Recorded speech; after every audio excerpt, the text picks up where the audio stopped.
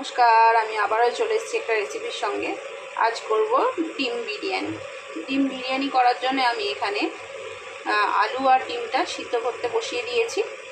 এটা আলু আর ডিমটা সিদ্ধ হোক, তারপরে বাকি প্রসেসটা করব। তো আজ খুবই সহজে খুবই ইজি, চটপট। যখন বিরিয়ানি খাওয়ার খুব ইচ্ছা হবে, বাইরে থেকে কিনে আনতে মন চাইবে না, তো এই বিরিয়ানিটা ট্রাই করে দেখতে পারে। তো চলুন, ডিম আলুটা সিদ্ধ হয়ে যাক, ততক্ষণ আমি বাকি জোগাড়গুলো করে নিই।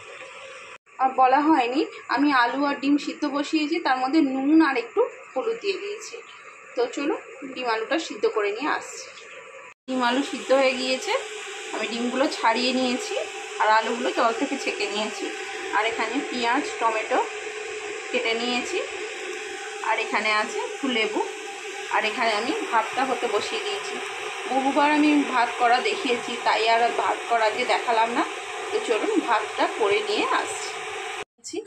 ভাতটা 80% আমি কুক করেছি, দেখতেই পাচ্ছেন কি সুন্দর ঝরঝরে ভাত হয়েছে। ভাতটা কিন্তু আমি ফুল সিদ্ধ করে নিই। তো চলুন, এবার কড়াইয়ে তেল গরম করতে দিয়ে দিয়েছি। এবার আলু আর ডিমটা আমি ভেজে নেব। আলু আর ডিমটা একসঙ্গেই ভেজে নেব। তো চলো, আলু আর ডিমটা ভেজে নিয়ে আসছি। আলু ভেজে নিয়েছি খুব ভালো করে। এবার দিয়ে দেব কুচিয়ে রাখা পেঁয়াজ।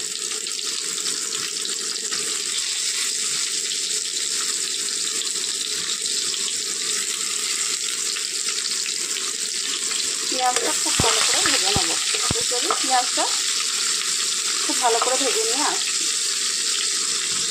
পেঁয়াজটা আমি খুব ভালো করে ভেজে নিয়েছি। এবার দিয়ে দেব টমেটোটা। এখনও অবধি আমি কোনো নুন ব্যবহার করিনি। এবার নুন দেব। নুনটা একটু অল্প করে দিতে হবে, কারণ ডিম আলু সিদ্ধর সময় নুন দিয়েছি, আবার ভাত করার সময়ও নুন দিয়েছি, তাই বুঝে একটু দিতে হবে নুনটা। এবার আমি এটা চাপা দিয়ে দেব। 30 সেকেন্ড মতো চাপা দিয়ে এটা রান্না করে নেব। 30 সেকেন্ড মতো আমি রান্না করে নিয়েছি টমেটোটা দিয়ে। এবার দিয়ে দেবো আদা রসুন বাটা। আদা রসুন বাটাটা দিয়ে ভালো করে কষিয়ে নেব। আদা রসুনের কাঁচা গন্ধটা যতক্ষণ না যায়। আদা রসুনের কাঁচা গন্ধ চলে গিয়েছে। এবার দিয়ে দেবো লঙ্কা গুঁড়ো, হলুদ গুঁড়ো, জিরে ধনে গুঁড়ো।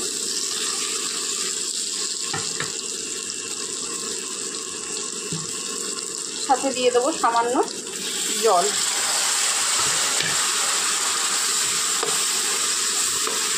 এবার মশলাটা দিয়ে কষিয়ে নেবো যতক্ষণ না তেল ছেড়ে আসে।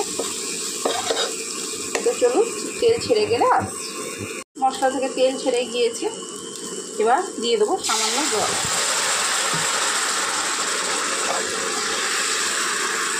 সামান্য জল দিয়ে এবার ভেজে রাখা আলু আর ডিমটা দিয়ে দেব।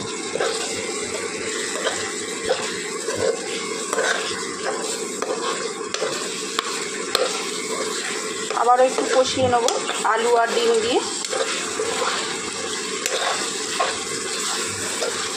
খুব বেশি নয়, 30 সেকেন্ড মতো কষিয়ে নেব।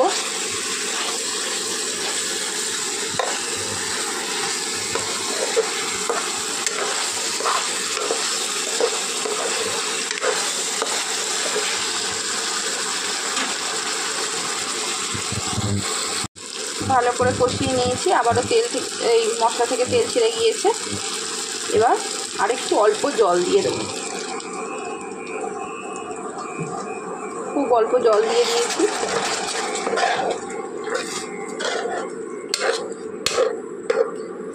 এবার জাস্ট একটা বয়েলের অপেক্ষা করব। ওখানে ফুটে গেলেই আসছে।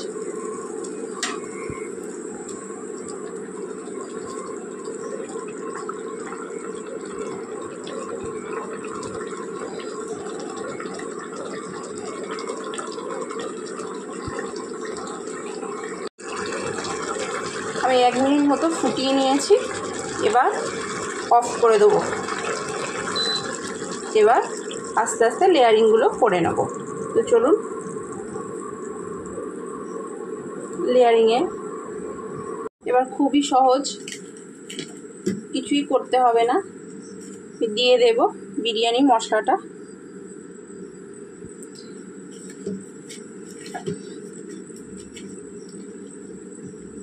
যেহেতু আমি খুব অল্প পরিমাণে করছি তাই অল্প করে বিরিয়ানি মশলা দিয়ে দিলাম।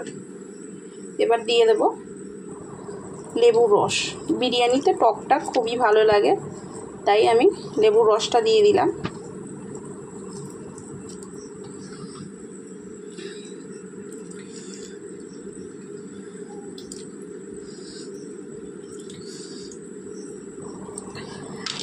এই বিরিয়ানিটা খুবই সহজ, ঘরে যে সমস্ত ইনগ্রিডিয়েন্টস আছে সেই দিয়েই হয়ে যাবে। এবার ভাতটা আমি দিয়ে দেবো, দেখতেই পাচ্ছেন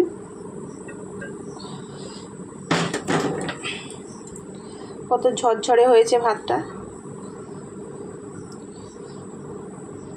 তাও আমি একবার তুলে দেখিয়ে দিলাম, এই দেখে ঝরঝরে হয়েছে। ভালো করে আমি ভাতটা ছড়িয়ে দিয়েছি। এবার একটুখানি তেল, এই তেলটা আমি যখন ডিম ভাজছিলাম সেই সময়কার একটু তেল তুলে রেখেছিলাম, সেটা দেখানো হয়নি। অল্প করে 2 চামচ দিয়ে দিলাম। এবার দিয়ে দেবো গোলাপ জল। এখানে কিন্তু আমি কোনো দুধ ইউজ করিনি। দিয়ে দেবো কেওড়া জল আর দেব মিঠা আতর।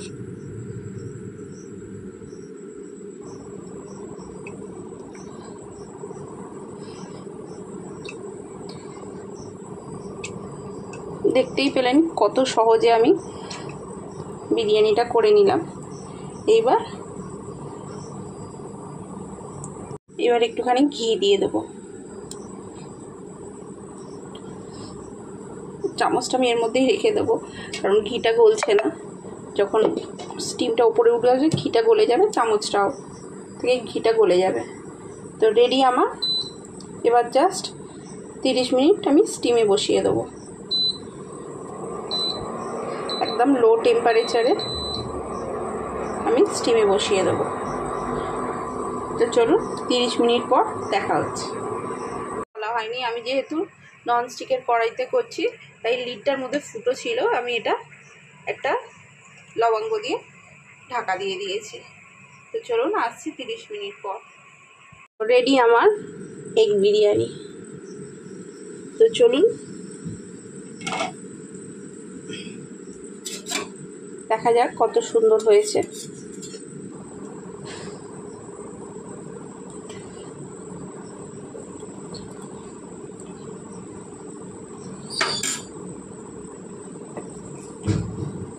দেখতেই পাচ্ছেন কত সুন্দর হয়েছে আর কত ঝরঝরে। তো সার্ভ করে নিয়ে আমি আসছি। দেখতেই পাচ্ছেন কত সুন্দর ঝরঝরে হয়েছে, একটার সঙ্গে একটা লেগে যাচ্ছে না। তো আমি সার্ভ করে নিয়ে আসছি। ডিম বিরিয়ানি আমার রেডি। রেসিপিটা যদি ভালো লেগে থাকে অবশ্যই লাইক, শেয়ার অ্যান্ড সাবস্ক্রাইব করে দেবেন। আর রেসিপি সম্পর্কে কিছু জানার থাকলে অবশ্যই আমায় কমেন্ট করবেন, আমি তার রিপ্লাই দেবো। তো চলুন আজকের মতো টাটা, দেখা হবে অন্য কোনো দিন অন্য কোনো রেসিপির সঙ্গে।